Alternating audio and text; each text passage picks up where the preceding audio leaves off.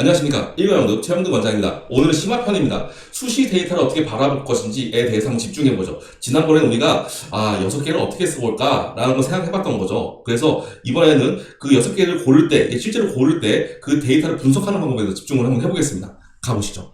자, 첫 번째로요. 입결을 가지고 과연 이 등급이 내가 지원할 수 있는 등급이 맞는지, 그리고 이 등급이 얼마큼 변동폭을 가지고 있을지를 생각해 보는 겁니다. 자, 첫 번째로 뭘 보냐면요. 경쟁률을 봅니다. 자, 도고덕문학과는 4명인데 25대 1이에요. 근데 불어불문학과는 43대 8이네요. 자, 그러면 불어불문학과가 경쟁률이 높기 때문에 훨씬 더 빡빡하다는 게 느껴지겠죠. 그러면 두 가지 중에 기왕이면 도고덕문학과를 봐야 되는데요. 이때는 꼭 한 해 거만 보지 말고 2회 이상을 보시는 게 좋습니다. 아셨죠? 자, 2회, 3회 바뀌었다고 이번에 꼭 그럴까요? 그게 올해까지 이어올까요? 자, 이 학과에 대해서는요, 각 학교마다 어느 과는 있기도 하고 없기도 하고 이렇게 차이가 나게 됩니다. 그래서 사실 경쟁률이 오묘하게 물리는 경우가 있어서 이 경쟁률이 너무 심하게 변동을 치지는 않습니다. 물론 갑자기 취소가 있다가 없거나 이런 경우는 특히 다르겠지만요. 그래서 자, 전년도, 전전년도 경쟁률 한번 보는 거 추천을 드립니다. 자, 두 번째로 볼 거는요, 철학과와 사학과를 보시죠. 자, 충원 합격 순위를 보는데요. 충원은 6명이 충원됐습니다. 그래서 충원 6명이라고 봤더니 모집 인원과 비교해보니까요. 자, 철학과 같은 경우엔 12명 중 6명, 즉 50%의 충원율이 일어났죠. 그런데 사학과는 8명 중 6명입니다. 한마디로 로테이션이 철학과보다 사학과가 더 많이 돈다는 걸 알 수 있는 거죠. 자, 그래서 로테이션이 많이 도는 학과는 저 옆에 있는 등급의 컷을 조금 더 많이 볼 수 있겠다라는 것을 생각해 볼 수 있을 거예요. 반면에 충원이 적은 경우엔 폭이 더 좁을 것이고 그럴 때 입결이 빡빡하다라고 생각해서 내가 저기에는 함부로 모으면 안 되겠구나 이런 생각을 할 수 있겠다는 거죠. 아셨죠?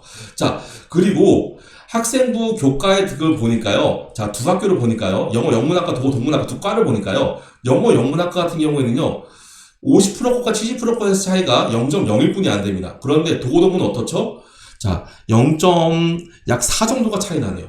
그러니까 도고덕문학과는 70%컷 뒤에도 더 많이 벌어졌다고 볼 수가 있겠죠. 아셨죠? 자, 그렇기 때문에 자, 50%컷과 70%, 또 어느 학교에는 80%, 어느 학교에는 최종 끊고 간 컷들을 보게 되면 내가 충원까지 해서 어디까지 벌어질 수 있을 것인가의 여유, 빡빡함이 보인다는 거죠. 그래서 최소한 이렇게 4개 정도는 보고 가시기를 바랍니다. 아셨죠? 자, 두 번째로 넘어가 볼게요.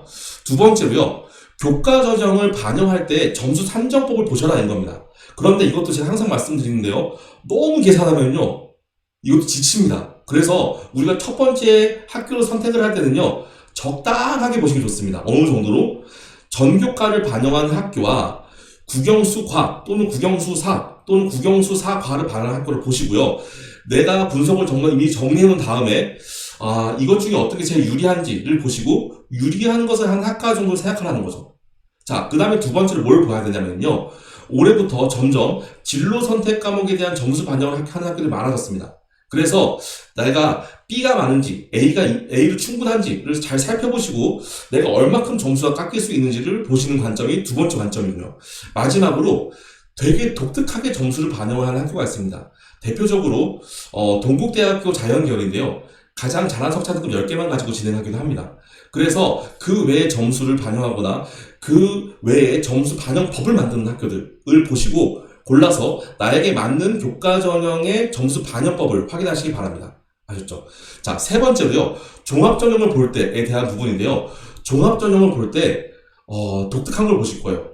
이상하게 국민대, 숭실대보다 몇몇 대학은 그 더 위에 있는 대학인데도 불구하고 종합전형의 등급이 뒤에 70%컷 같은 경우에 엄청 벌어진다고 느낄 수 있을 겁니다. 왜 그럴까요? 자, 내용을 보시면요. 논술하고 종합 쪽에 어느 선까지?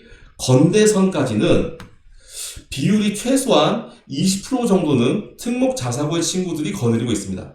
그래서 교과전형 말고요. 종합전형 같은 경우에 지금 저 정도의 나머지 비율이 특목 자사고 친구들이 훨씬 더 등급이 안 좋은 등급을 가지고 막 3점대, 4점대 등급을 가지고 그 학교를 지원해서 그 친구들이 입결을 물을 흐리고 있다는 걸 생각하셔야 됩니다. 그래서 이 정도의 등급이 아니라 최소한 교과보다 얼마 차이 나지 않는 정도의 메리트가 있을 것이다로 최소한 경희대까지는 가시는 게 좋고요. 건대, 동대, 홍대는 과별로 잘 보시고 지원하시기 바랍니다. 자, 마지막으로요. 교과 종합을 안내드렸는데요. 논술이 아니라 수능에 대한 이야기를 하려고 해요. 자, 자, 수능이 갑자기 수시인데 왜 나와 알아볼 수 있는데요. 내가 수능을 잘 볼 수 있을까? 라는 물음표를 갖고 있을 때 어떻게 하는 게 좋은 것이냐? 첫 번째로요, 수능 최저를 가지고 내가 수능 최저를 안정적으로 맞은 학교와 그리고 좀 부담스러운 학교를 잘 선택을 해서 골라서 나누어 나가 있고요. 두 번째로요, 내가 만약에 수능을 잘 봐서 하향 지원에 붙으면 안 되는 상황이다 라고 하면 그 하향을 쓰는 학교는 반드시 어디로 해라? 수능일 이후의 면접으로 잡아라 라는 겁니다. 자, 여기 보이는 것은 수능일 전에 일정들이고요. 수능일 전에 면접을 보는 학교들인데요. 자, 이런 학교의 특징은요, 면접의 경쟁률이 낮습니다. 하지만 친구들이 타 면접을 보러 와요.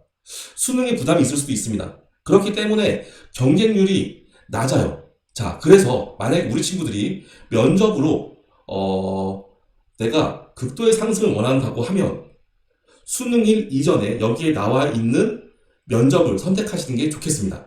그런데 그게 아니라 내가 수능을 잘 보면 이 정도 학교는 절대로 안 갈 거야 라고 하는 하향 학교들 같은 경우엔 이 전에 보는 게 아니라 수능 끝나고 난 후에 면접일을 만들어 놓는 거죠. 자, 그러면 그런 학교들은 주로 경쟁이 심하겠죠. 다 똑같은 생각을 할 테니까요. 대신에 수능 후기 때문에 우리 친구가 올인해서 준비할 수 있는 장점이 한 가지 있고요. 아까 제가 그걸 선택하라고 한 이유가 무엇이었죠?